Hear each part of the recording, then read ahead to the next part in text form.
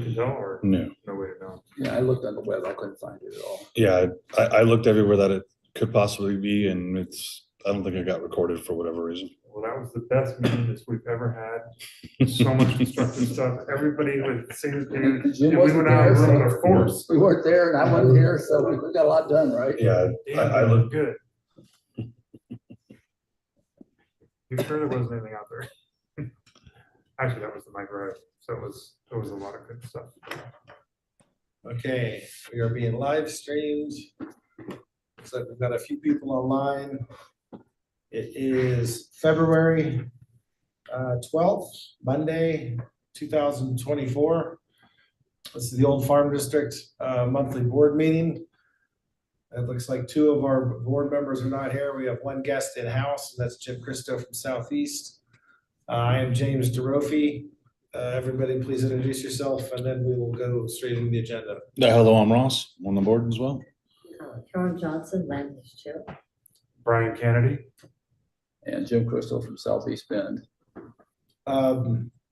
So new year, we've been trying to work on a lot of things. The city's got a lot of stuff going on that they've asked us to be a part of. At the same time, we're trying to address some things for just our board as well. In addition to the fact that there are some pretty big developments that have been occurring, and we'll talk about some of those during the land use discussion. Right now, I wanted to briefly talk about the transportation utility fee. Ross, you have the ability to pull up our website. One of the main first articles is the latest information from the TUF. Yeah, give me a moment. Sure. The city's trying to put together a more of a one-page actual statement. I reached out and asked, and they're working on that. But in the meantime, there is a sort of a press release from a few days ago of where we're actually at.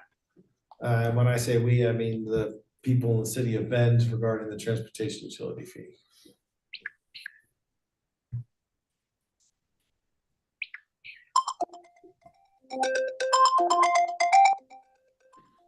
Carla, could you mute your iPad, please? Sure, sorry about that. No worries. Great sound effect.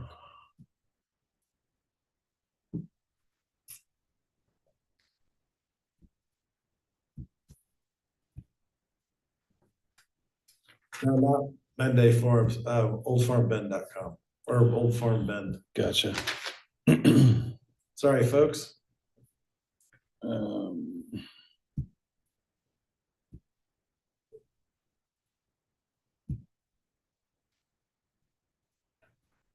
There's so much information out there. It's so hard to keep track of it all. Scroll down. Paving the way. Yep, there we go. So for those online, this is just on our website. I'm not going to read through this, but this is as far as they have made it so far in the city council meetings. I believe the last meeting they talked about was on the 7th. Basically, the summary of this is they're going to phase it in over 3 years. The more dense the living situation, the cheaper the fee. I think they're still hashing out some of the details regarding some of the commercial. And if you can scroll down just a little bit more, there are 2 meetings that the people need to know about. So if you want to get on Nextdoor, and we'll make sure we post these to social media as well. February 26th and February 29th. That's 4:30 to 6:30 and 9:30 a.m. to 11:30 a.m. on the 29th. The city staff and council members will be toasting online and in person at city council chambers. So if people want to get their final say in or continue the discussion regarding the transportation utility fee, that is 2 more events that they're going to have basically before I believe the final code is going to be exposed to everybody. They may have it written by then. That they've been working on it for over a year now. It is not anything that's happened overnight. I don't have anything else to say regarding the transportation utility fee. If anybody online has questions about it, and they are not addressed in this press release, please reach out to us. Counselor Riley, you have your hand up. What do you want to tell us? Main thing, I just wanted to make sure that you talked about those 2 input sessions. It is going to be treated somewhat like a general meeting where there's time for input. So people will get 2 to 3 minutes, depending on how many people show up. So it is an opportunity for people to weigh in. People can also do that at official, regular meetings, either in the visitor section or on the nights that were scheduled to actually have deliberations and the final votes, which are going to come a little bit later. And if you give me a minute, I can tell you the date and time of the work session where we will be talking about the feedback that we heard during these input sessions. Take your time, look it up. Pardon? I was gonna say, take your time, look it up. Okay, yeah, I'll do that and come back and let you know when I find it here. And then, and as anything city related, you do not have to wait for city council to have a special meeting. You are always welcome to mail your city councilors or email them questions. They now have a city staffer that is helping filter through all of that. If you're gonna send anything, be sure to compliment Mike on his appearance, his intelligence, and his motivation. So that the date and time is March 6th. The work session starts at 5, and one of the topics that night will be transportation utility fee direction based on what we heard at the listening session. Is there anything else we're going to ask staff to work on before we talk about the final code? The final code, the first reading of that will be on March 20th in the 7 o'clock timeframe in the meeting. It'll be in the official business meeting, not the work session time. So that starts at 7, the official Yeah. meeting. So you need to come, if you wanted to come to that meeting, you'd come a little bit before 7 and get yourself signed up on one of the forms or log into the Zoom a few minutes beforehand. And then they'll ask you at the beginning, to raise your hand if you're wanting to speak during the visitor section. If you wanted to come on the March 6th date, the work session again starts at 5, and that's where we'll have a discussion about giving staff any final direction. The regular meeting would start at 7. That's the time when you can do comments in the visitor section again. Okay. Does anybody have any questions that is in this room? Anybody listening online have any questions regarding the transportation utility fee? No. Okay. If that's said, we will make sure we continue to post those dates as reminders on social media. Let's move on to the tree code. And that being said, Ross, on our same Old Farm site, Yeah. we've got their public notice from the city. We can pull that up. And Karen, I'm going to turn the floor over to you. You sat through all those meetings. You were on the True Act committee. Mike, please chime in whenever you want. I'd say just give us a rundown. Mike, before we flip it to Karen, what is the final timetable on the vote? Have you guys decided on that yet? Is it For the tree code? Yes. Let me make sure I get it right here before I say something that's not correct. So it'll take me a second to figure that out, to go back to where I was.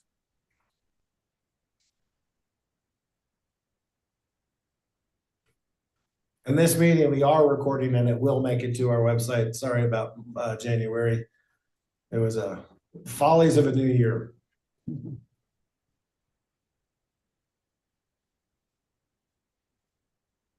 That's what you get from dry January, It was dry. right? Damn January. Damn January. Storms came in later. Okay. After your meeting.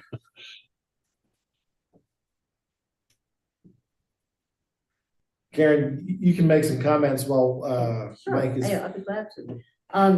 Right now, the staff is writing the specific language to implement what TRUAC has recommended that the city adopt. And that's where the rubber will meet the road. It's one thing to say, well, if we want to save trees, for example, over 20 inches DBH, but it's something else to look at the actual words that are going to implement this policy. We're waiting for the actual code to be proposed. As soon as it is, we'll be publishing it. I'll also be sending it out to a lot of people who are interested in the exact words that are going to be proposed. But right now, we're waiting for the specifics of the code to implement the policy. And I'm not sure when the staff will have that complete. Hopefully Mike will have that answer for us shortly.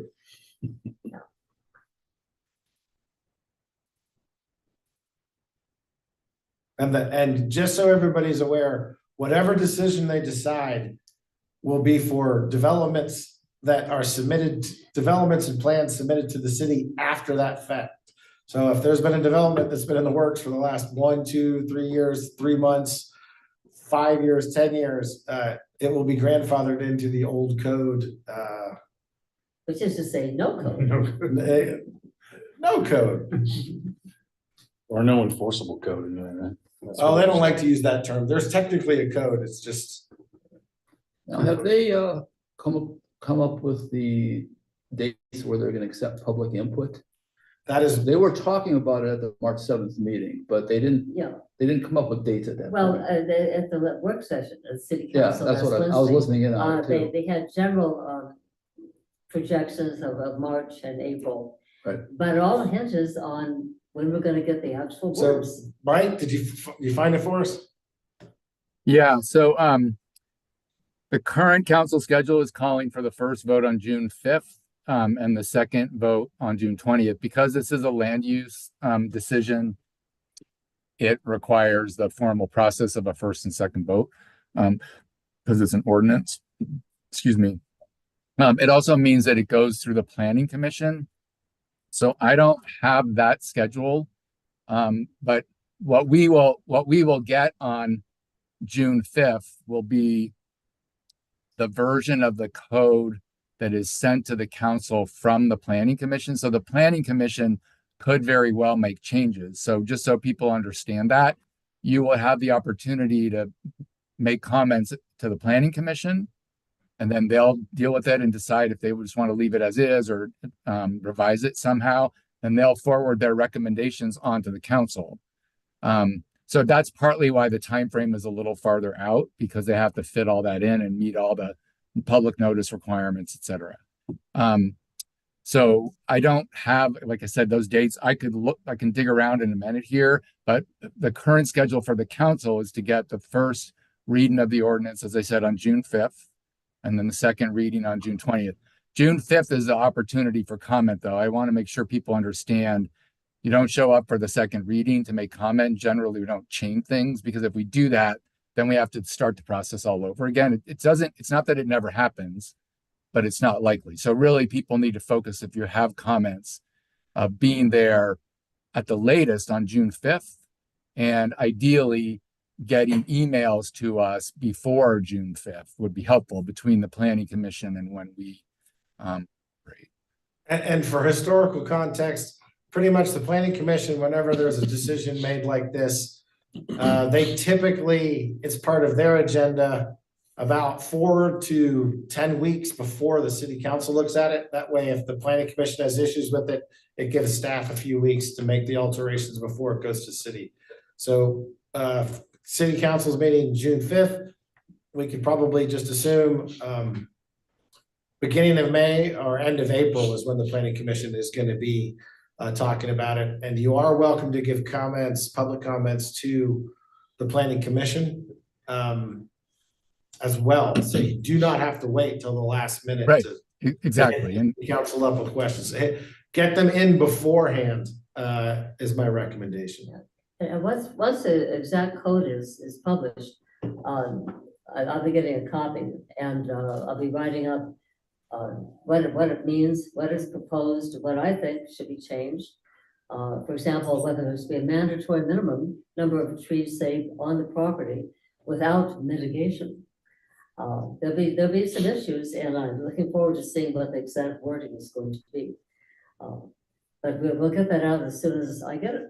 So, okay, that's about 2 months is what we're looking at within the next 2 months.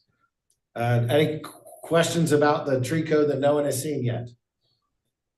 Okay, well, I don't want to be like the federal government where everyone has a comment without reading it, so. And I will put in the chat a link to two things. One, the presentation from the council meeting last week, and two, a link to the tree code page. So anybody who's on this call that wants to do a little bit more reading and research into what's been talked about so far, if you want to see any of that stuff, you can find that. Excellent. On that note, we're gonna jump to land use. Yeah, and I will, this kind of segues into the tree code also. The question is, we need affordable housing. People don't understand that that's a term of art. You have something called the AMI, the Area Media Income. It's about $76,000 right now. If for affordable housing is defined as people who have an income of 80% or less of the AMI. What they call workforce housing is people who have between 80 and 120% of the AMI. None of those people can afford the housing that's being built in Bend now.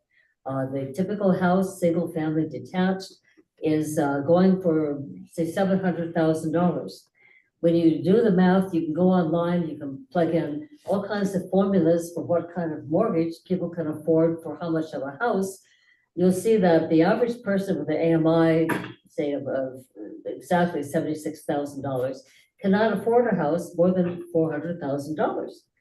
And that means they cannot afford the houses that are mostly being built. For example, you look at the Easton project, you look at Letterman Crossing, they're all start at 550, 600,000 and go up from there. So what will be interesting is to go online and take a look at the Stevens Tract or Stevens Road master plan that council discussed. And it specifically cites the sort of things that are going to be proposed there that are going to be mandated. And it's a little different. For example, it mandates a certain density. It mandates a certain minimum number of duplexes, triplexes, townhomes, in addition to the more expensive single-family detached. It also mandates that a certain number of houses be for workforce housing. A certain number of acres be dedicated to what they call, in effect, subsidized housing, where people can buy a house, but the land is leased. It has some interesting proposals, and you can go into the city of Bend and take a look at it. It's a little different from the ordinary proposed development as is typically done. Yeah, it's So that interesting. If takes you care of look that. at the Pines in Southeast, Yeah, well, they this have is leased the- land too. And those are manufactured homes and they sell anywhere from $150,000 to $200,000. Yeah, I And read they're nice articles homes too.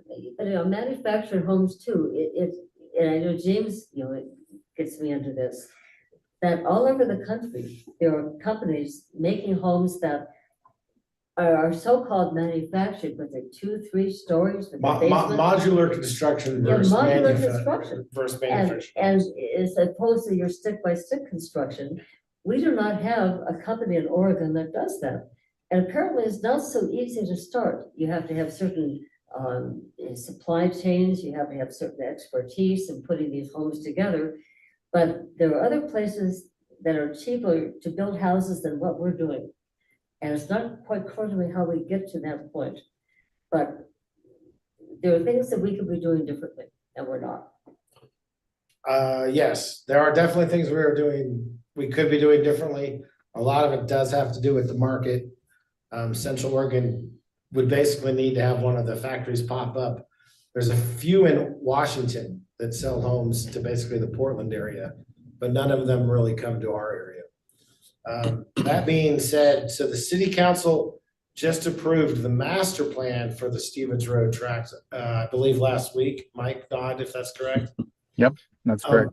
But the city, just to make it clear, the city is not building that master plan. A developer, multiple developers are gonna come in and take that master plan and go with it.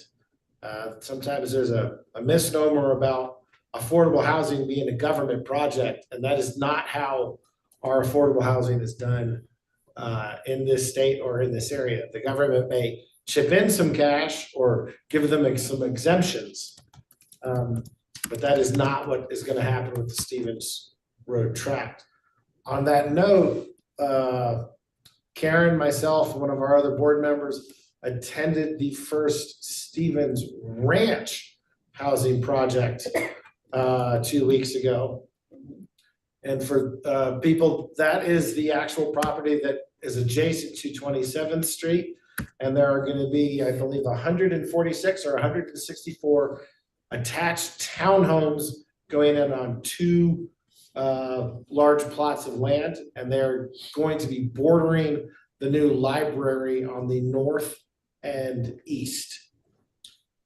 One of the big concerns that people had was how was traffic going to be addressed along 27th Street? The traffic plan has already been approved by the actual master plan. And for people that have questions about it, there are triggers. The triggers are determined usually by housing units, and they've already been established. So for instance, at 250 housing units in Stevens Ranch, that is when the pedestrian pathway that goes along the east side of 27th Street is supposed to be constructed. People want to know when the roundabout at Reed Market Road and 27th is going to go in. That will be significantly later in the process because the trigger for it is hundreds of homes, hundreds of units. So that roundabout is not going to be going in next year, just for people to know. That same note, all of 27th Street is due to be upgraded. Councilor Riley might want to chip in. I know there's been lots of discussions about SDC fees, and they were proposed to be changed. They may not be, or I don't know at this point, I think is sort of the big question. Mike, do you have like a 2-minute concept on, are the SDCs going to be changed for going ahead, or are they going to be what they've been proposed? Where's the council at with these? Well, if I can, I'm going to go back to one thing real quick, just to make sure people understand on the Stevens Road tract property, that property is still owned by the Oregon State Department of Lands. And the process we went through to come up with the conceptual master plan and making all the various planning amendments that we adopted last week means that now that whole process was set in motion by a state law that was passed in the legislature specifically for that property. And there's a side note about that I'll come back to in a second, but that we have met all our obligations as the city now. So now the State Department of Lands can actually sell the property to a developer. And once that developer purchases it, then they will have to implement the conceptual plan within the standards that we've adopted, and they will still have to come back to the council for approval of their master plan. So that'll be the final step. And it will, we'll have to show that they're meeting what we set out for them and all the state law. That, they could move some things around and all that in terms of where certain things happen, but that's how the process will work. And the State Department of State Lands, it's in their court now to move that forward. The interesting thing about that is the bill that was written to bring in the Stevens Road tract. I believe it was House Bill 3318. I may have the number wrong. Basically, one of the big bills that's before the legislature right now that you're hearing about, with there being some controversy as part of the governor's housing proposal. The part around the UGB expansions is largely in a significant way modeled after the bill that brought the Stevens Road tract into the UGB in Bend. It's not that it has been changed some, but that's part of the story. And so this process has actually been a model for that bill. Some environmentalists are calling for it to the UGB expansions to not happen. I think that's probably not, I think the likely outcome is that UGB expansions will be allowed at some scale. But what they're proposing is 75 to 150 acres. This piece of property is more like 250 to 300 acres. I had those numbers here somewhere. 262. So it's much smaller than what's proposed, than what's on this map. What's being proposed in the legislature is quite a bit smaller, at least the current proposal. In terms of SDCs, we are going forward with an FCC update. The big issue that came up at the last meeting was really about how the SDCs apply to what's called the non-residential part of the equation. You know, there's fees that we charge for homes and multifamily dwelling units and that kind of thing. And that's pretty much been set, and there's agreement upon that. But the non-residential sector, meaning every kind of commercial enterprise you can think about in Bend, when it's new construction, or if they're doing a major renovation that involves a change of use where there's going to be more trips or bigger water meters or more sewer infrastructure has to be built, that triggers SDCs also. One of the things that was happening in the process is there used to be like almost 70 different commercial categories, and we've tried to simplify that during the process to make it more administratively simple and to just kind of clarify some things. And there's a lot of pushback from the business community about that because they feel like it's losing some of the detail and some of the reality of certain kinds of businesses are being lumped. Some businesses that have a lower impact for certain kinds of SDCs are being lumped together with businesses that have bigger impacts, and the businesses don't like that because it means that those businesses with a lower impact are paying higher fees potentially. So that's being reevaluated right now. And I think what you're going to see is instead of consolidating to 30 categories, we're probably going to have maybe 40, 45 to try to get at some of these issues. The other big concern we heard was from people in the community that work in the medical field, especially primary care providers. That it sounds like there really is kind of almost a crisis in that part of our medical system. And in terms of being able to attract providers to our community, in terms of being able to meet the demand for service in the community because there's not enough providers. And then finally, in terms of being able for healthcare providers to employ people like medical assistants and nurses. It's really hard for people to keep, especially medical assistants, the people that when you go into a doctor's office, take your heart, your pulse and your blood pressure and heart rate, your respiratory rate, and get a really simple history on you. It's hard for those people to afford to live here, and the providers can't keep them on staff. And so it's all that adds up to, it's hard for them to provide service. And now you add another fee on top of it, and they're feeling like it's going to be hard for them to expand their services. So how we're going to respond to that, I'm not quite sure yet, but that was one of the big concerns we heard at the meeting was a lot of people from the medical field saying, you've lumped us all together, the fees are too high. I don't know exactly how we're going to proceed. Their staff are coming up with some options for us on that. I don't think we'll do an outright exemption like we do for affordable housing projects or for childcare, but there may be some other things, some other ideas that can.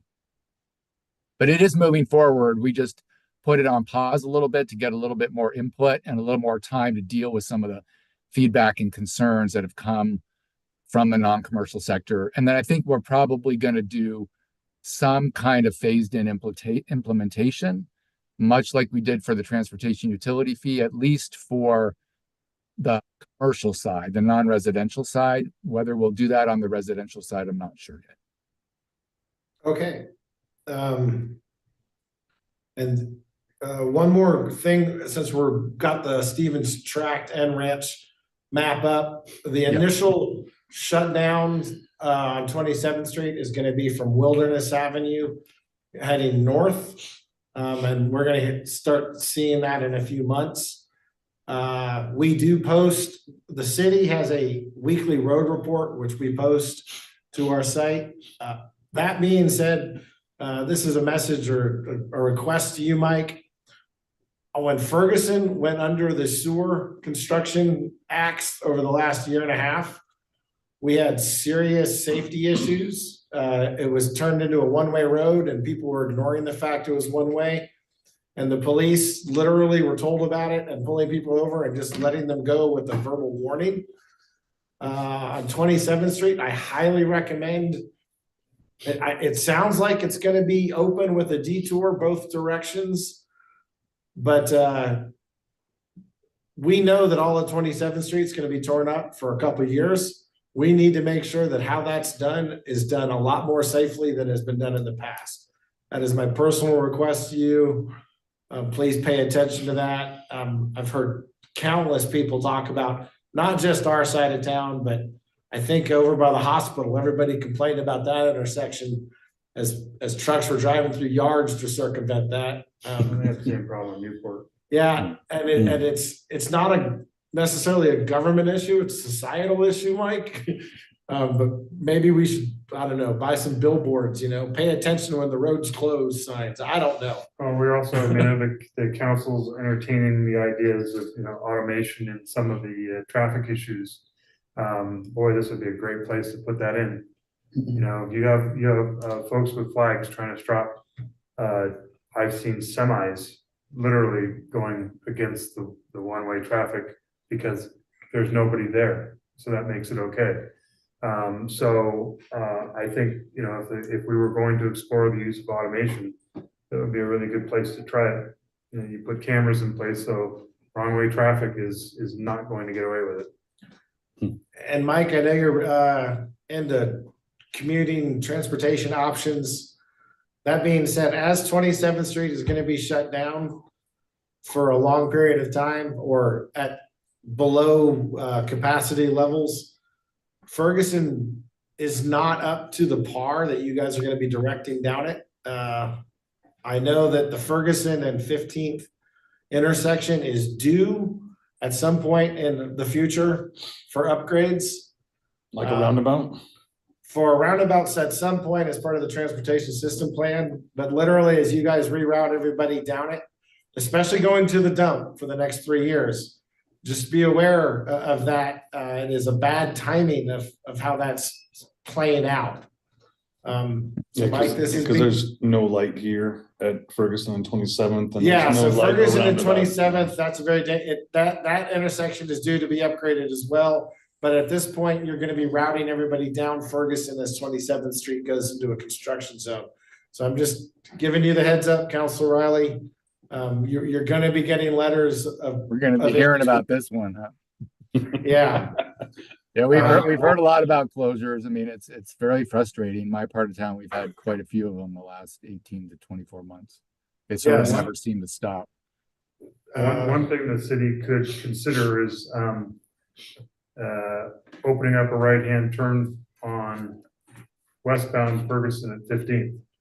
When the city came in and closed that, we are experiencing what was projected, any left-hand turn that would go to Caldera High School, Murphy Bridge, or the park causes a complete and total closure of westbound traffic until the north-south on 15 clears enough for one car to make the left.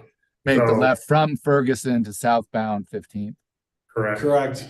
Yeah, and it is a boondoggle. And so if we're going to be experiencing even more traffic, not just to the impending developments, but to the also the closures, that will become a really big problem. And the only way around that, honestly, will be for people to continue to drive through Kings Forest to get around it. And I know the city doesn't want that, so I would ask. Nor do the Kings Forest Nor do the residents. Kings Forest people. So there is more than ample space there for, even if it's just a temporary right turn until the roundabout is eventually built, there's more than enough space to accommodate. And what you're saying is add a right turn lane at that intersection. If I'm coming from the east and going west Correct. towards 15th, when I get there, have a place where you can get around the car and take a right-hand turn. Yeah, there was ample space there until the city moved the curb in there to close that. So that was taken away. The city installed a curb that was only Yep, supposed yeah. to last a couple of years, so. Yeah, that could be undone. Traffic now there backs up regularly, almost up to the canal trail. So that's pretty hard when it's one car at a time. Okay, were there any land use notices of any other projects? I'm just have a real quick question before we leave that topic. Do you guys, or do any of you know, like, are they actually talking about permanent closure to both lanes on 27th or just like one-way closures with So some? what the developer told us 2 weeks ago was that city staff is saying that two-way traffic must be maintained, but it sounds like one of the lanes is gonna be detoured down one of the new roads that's currently being built in Stevens Ranch, going from Wilderness Way heading north. It's essentially gonna be the road that goes around the library. They're gonna be diverting the traffic down that for one direction and then not the other direction, but it's all gonna be torn up. And it sounds like they don't have it dialed in. It's basically gonna be a construction zone that's gonna be shifted, moving both north and south over the next 2.5 years. Okay, So I say that because that's why the Ferguson temporary change might help things. Simply as everybody's going east and west and all the dump traffic. It's basically all the landfill traffic we have to address. yeah. Yeah, including the garbage trucks. Including the commercial. So, Mike, reach out if you need more details or just go down there with your car and sit there at rush hour and you'll see what we're talking about. I used to work at the landfill for several years, but that was quite a long time ago. So things have changed quite a bit. It was a smaller hole then. Yeah, it was, and the traffic wasn't. So while we're talking about roads, Mike, I just wanted to give a nod to the public works folks. I noticed today a whole lot of potholes that erupted in the ice and the freeze of the last month had been at least temporarily repaired. And my suspension greatly thanks you. Well, you know what I would ask you to do? Will you send an email to me and David Abbas, yeah, just thanking them? Because I mean, I can't tell you how much city staff appreciate getting positive feedback from people. Because most of what we hear and they hear are complaints, and it just whenever you have a chance, just 2 sentences like, "Hey, thanks so much for doing this." It really makes people's day. I really mean it. we'll do. So Karen, That's it. there's one land use notification we got last month that I got somebody commented on. It has to do with the property across from Silver Rail Elementary, that multi-use commercial. Yes, yeah, that's the final has been approved and we posted that. So the final has been approved. One of the concerns regarding what has been approved is, what is the name of that road that goes north-south or goes east-west? Oh, dear tail? No, I know what you mean. the city just paved it, but they didn't upgrade it, right in front of Silver Rail. Yeah, that one. Hold up. Ray Road? No, Oh. it's, Comes right out. Mike, you should pay attention to this because it sounds like something that, safe routes to school should be concerned about. So Brentwood, where Brentwood hits Whitetail, That's it, okay. the dead center, the dirt that actually still has trees left on it is getting ready to be turned into a mixed-use development. One of the requests for traffic purposes was to have the crosswalks at Whitetail going to the school, a raised traffic abatement style, so that right now, people are already using Brentwood as a cut through. That's gonna get worse. And then somewhere, there is no upgrades due to that, or there's no upgrades beyond what is there. And people are already concerned about that. So just so that you know, Mike, it wouldn't cause, it would be a developer paid thing, but it will keep those kids from getting run over. So are you saying, so let me just be clear, you're saying that there's a development going in to the east of Whitetail and south of Brentwood there? 50 West. Yes, it's a multi-use commercial in that where those trees are that you can see. Yeah. Wait, here? Yeah, Yeah, right Okay. there. So the only place there's trees is it's a commercial development that's going in. But right now, the only way for people to go from that entire neighborhood, which is to the south to Silver Rail Elementary School, is there's a crosswalk right there at Whitetail. And the request has been, could it become a raised crosswalk? So people don't go flying through there. The raised crosswalks seem to work pretty good all along the roads that run parallel to the river in Drake Park and those areas. We're just trying to keep Brentwood as it's essentially a residential street that the city's kind of calling it a collector. But that is a major school zone right there. So just so you know, that would be a cheap repair that was not due or requested as of anything until we were hoping that when the development went in, that would trigger an upgrade, but it didn't. Yeah, So- I'm not sure if raised sidewalks there's still some controversy about them, but you're saying this road is considered a neighborhood street, or because people are all- cutting through over to Yeah, they're basically going from American Lane to Roster House. Broster House as a main. It's built to lower collector standards, higher residential standards, but it's become a major cut through. And just because that is a school, right now there's no safety abatements at all in the design. And it's different than an elementary school anywhere else because it literally is in the middle of a neighborhood. It's not on an old school arterial. So, And that crossing there does not have a safety island in the middle. it does not. It's just a crosswalk. It looks like it's got some visual treatment, but it doesn't have any kind of safety island or anything. Correct. Correct.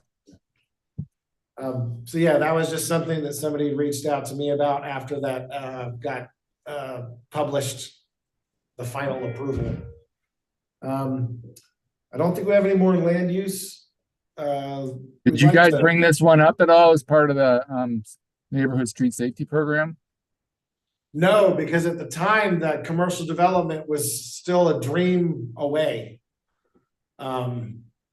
So we brought up other more priorities for the NSSP, but our priorities have been pushed. We aren't part of this next upgrade list. Other neighborhoods got priority. So. Are you talking the new round of NSSP ones, the ones that we submitted last fall? Correct. Yeah. And you've already gotten information back that you're not part of the first phase of it? Correct. yeah, they published their. They published the prioritization. They published prioritization and Old Farm was not, we're out 3 to 5 Yeah, because years. they were supposed, at one time, they said they were gonna start negotiating with the NAs on this, and I've heard nothing on it. Who's they? City, Okay. when the city put in, when they talked about the NSSP, I think last spring, Mhm. before the NLA was disbanded, they talked about you gotta get it in the fall, and there's gonna be the staffs are gonna review it, then they're gonna all meet down with the NAs to kind of go over it and get final comments before final decisions were made. That apparently didn't happen. I don't think that's quite correct. I mean, I attended a meeting where I didn't attend all of them, but I attended one of the meetings where we had representatives from many, although not all of the neighborhood districts, and that were kind of laying the groundwork for the beginning of input. So, I mean, my understanding is that you all did have some opportunities to provide input on the list that were reviewed. I have not seen that published list. If you wouldn't mind sending it to me, James, I'd be curious. Yeah, I'll get it. I'll just basically ask Robin Lewis for it. She's the one who's got it.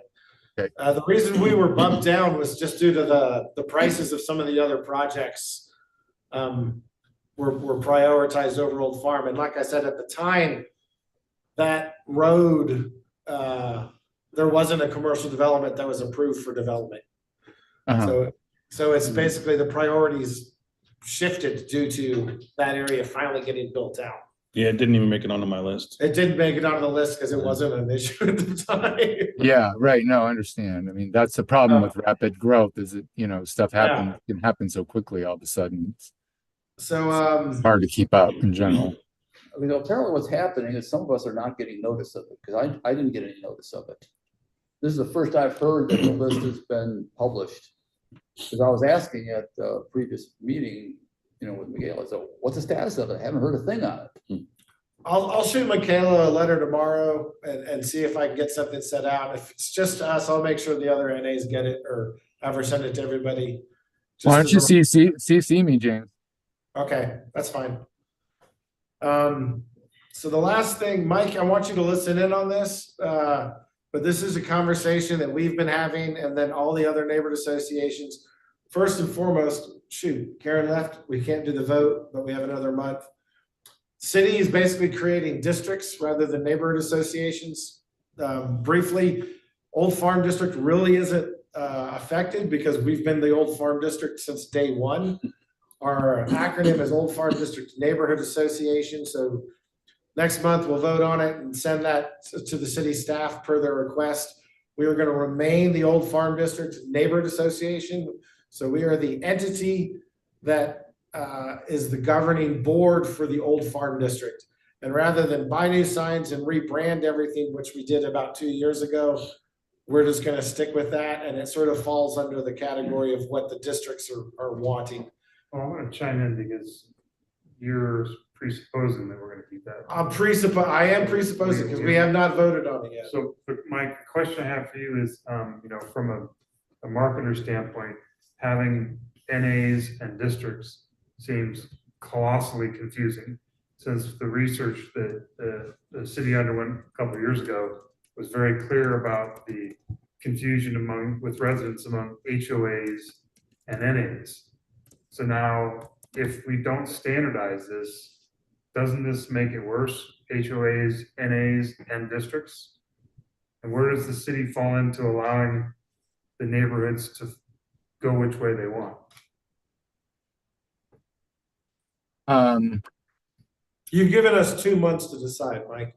Yeah, that's a good question. I don't know that I really know the answer to that question. I mean, my understanding is that in general, the direction that we were going was to move towards neighborhood districts, and that to be kind of direct with you all, there wasn't going to be a choice. Like that's how things were going to move. If they're saying you got a choice, then that's different what I remember, but I might be misremembering, or it might have been that, that sort of issue hadn't really been resolved, I guess. But that's what I recall. We have until April or every NA has until April to submit their new name request. Yeah, there's a hard date after which it's tough luck time. And you get to choose if it's neighborhood association or neighborhood district. Essentially, yes. Or something else. Or something else. Oh, okay.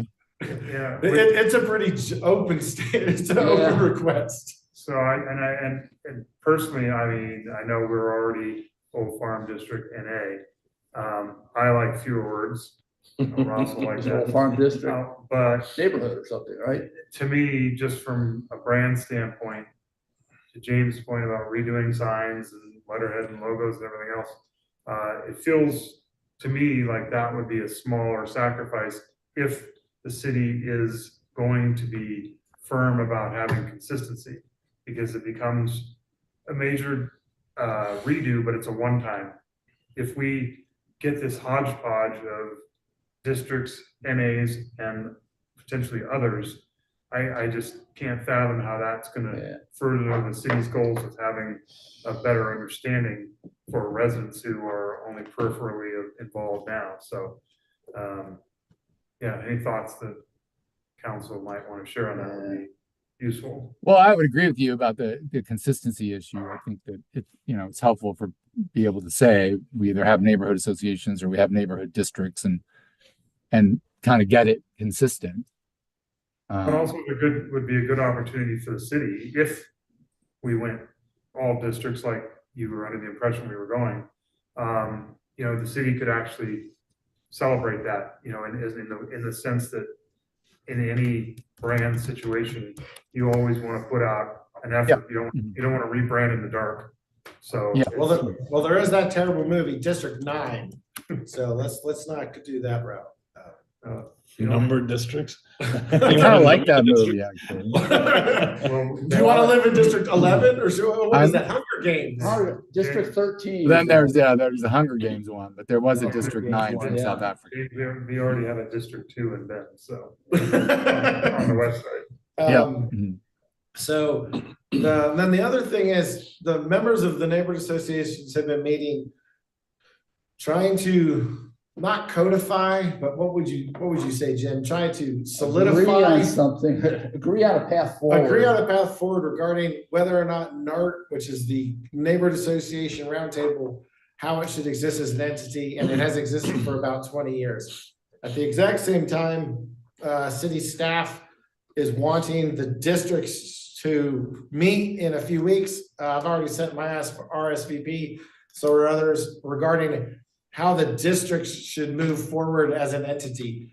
The purpose statement. Purpose statement. Yep. So Mike, just, we've been talking about this now internally for about 2 months. We haven't come down, or the NART has been talking about it for 9 months. Since last July. Our board has been talking about it for 3 months. Two separate issues. I know. You keep confusing, they've got to be separate. Yeah, right. I know it's 2 separate issues, but he just needs to hear that it's 2 separate issues that sound a lot alike, but the question is, how much control of the strings will the city have over the 2 different entities? Well, if they exist. They can't have any over NART unless NART starts being supported by the city. Once again, I just want him to hear this. Yeah, I mean, I think I know that I'd heard before that there's been some continued conversations about the NART continuing to move forward, but I think if that is the case, that's going to be independent of the city. I mean, the current plans are that that's on hold until further notice, and so if the neighborhood associations want to do something together to keep that moving forward, they'll have to do that on their own. That's my understanding of how we're moving forward. I think you're talking about the NLA, aren't you? Well, yeah, I mean, NLA, yes, you're right. I'm speaking about the NLA, but my sort of sense of things is that people were seeing NART as kind of replacing the NLA. I'm not sure if I'm right about that. Well, and I think that's where NART is trying to figure out what it's going to be in the aftermath of the. Because the NART has never been city supported, right? No, correct. Correct. And I mean, I think the thing that I just want to be really clear about is, part of what's going on here from the council perspective is that I think I'm going to be really direct, right? And you might not like some of what I'm going to say, but that it's not felt like some of these things have been very representative of the broad community, and that there's more effective ways for the council to go about reaching out to the community and trying to hear from a broad range of voices in the community. And that there was a sense that we were tending to hear from a pretty small group of folks on a regular basis through both of those avenues, and that wasn't as effective to the council wanting to get broad outreach. And so we're trying a whole variety of different ways to do that. The listening sessions for the transportation utility fee is an example. We're doing these. It's going to be a different approach on the tree code. They're going to be question and answer sessions. They're not actually going to be, and I meant to make this point earlier. They're not going to be where everybody gets 2 minutes, because the tree code is an ordinance. It's a different process. It's a land use process. It has to go through the formal process through the planning commission and the council and 2 readings and all that.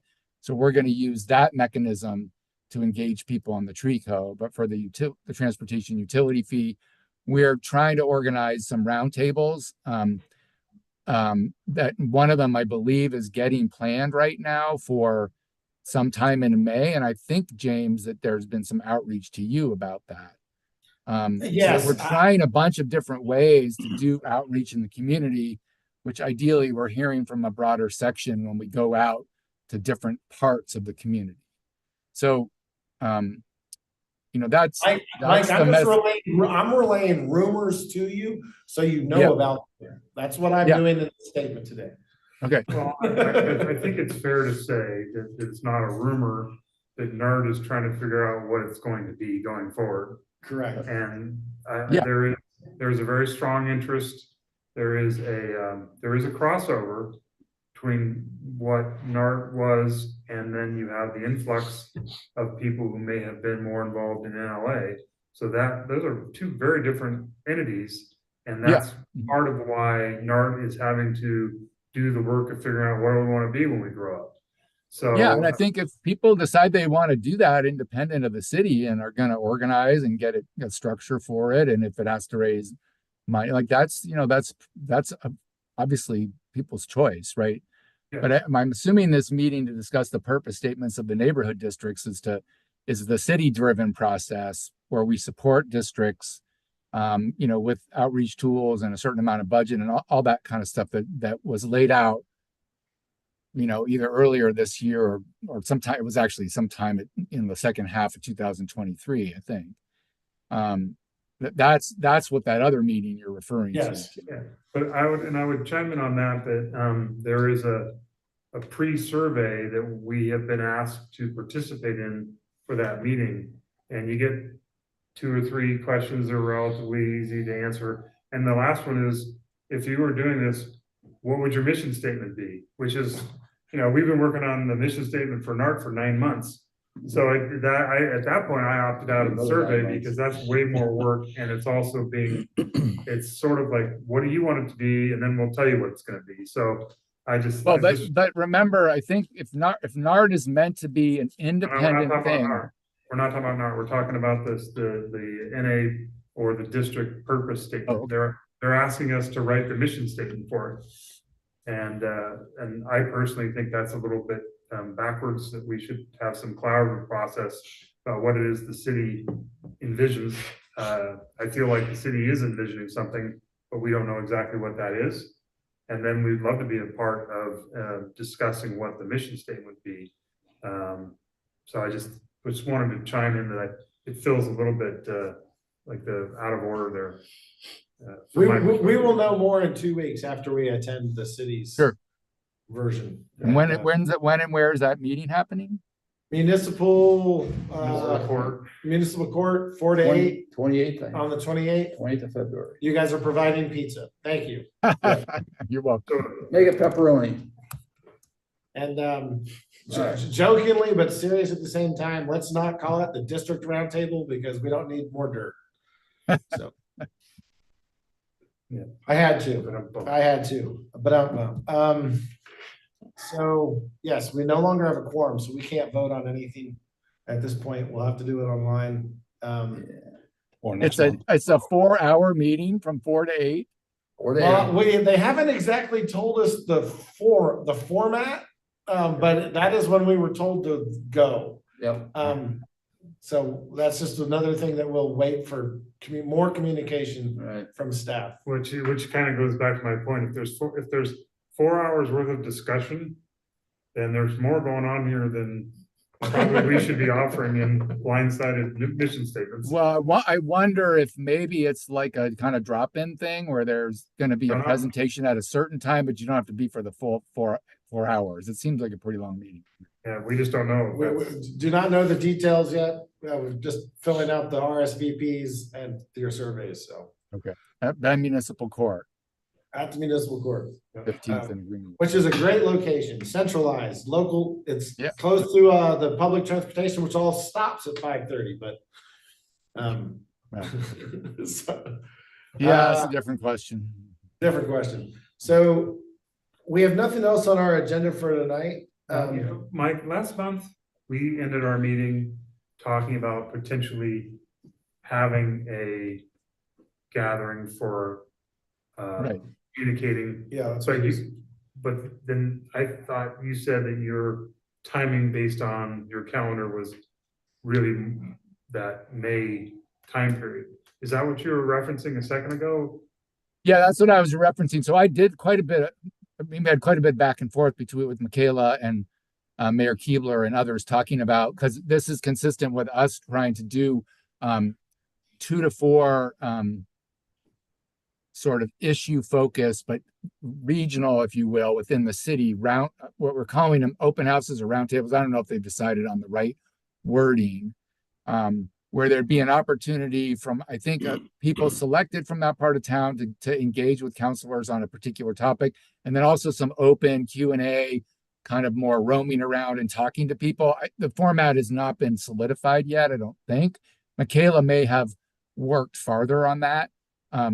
But my understanding is that she was going to be reaching out to you guys, James, I believe it was you all and or Southeast, to talk about putting something on, if not, in the second quarter of the year, then early summer. So this board has already designated basically time and money to an event. And the timing was still up in the air, and we had not decided what that event was gonna be. We have yet to hear from Michaela regarding any details or any specifics asks from your guys' side. But what it is doing is it's gonna make us change whether or not we have a general meeting, so to speak, that we've historically had, because normally we do 2 a year, which is more than most of the neighborhood associations. But we can easily do one of these roundtables or host that with Southeast. Well, we've got in Larkspur. we've got an annual meeting on April 4th. I've already reserved Jewel for it. Okay. So Mike, on the question from last month, was yours, are you saying there would be a singular issue? Or well, so there's been talk about, none of it's been said. I just want to be really clear. Like there's been talk about a couple different approaches. So it could be a singular issue, it could be a bigger topic broadly, but trying to be somewhat focused and not have it be a mishmash of anything and everything, so that we can get some input on a broad topic from people. And it probably won't be the tree code, because we already have a process for that. Right. Not going to be the transportation utility fee, because we already have a process for that. So, yeah, I kind of thought we had kind of a topic in mind last month. That's why I was wondering if that was still right. track. And I think that was what I thought some of the discussion might be, but I think just keep in mind, the council itself might say, well, we also want to hear about these concerns. Okay. So trying to be both, I think in my mind, in a perfect world, we do both. Like we'd have something that comes from that part of town and something that the council brings and wants that part of town to weigh in. That helps. It is past the 7:30 cutoff time. That also said, I'm looking at our tech over here. We're losing its battery power, so we're gonna probably lose our recording. That being said, thank you, Councilor Riley, for showing up. Thank you, You're welcome. everybody that attended online. Once again, this will be posted to YouTube. We will see everybody in a month. Send any questions that anybody has to us. Please stop recording. We'll bring this meeting to an end.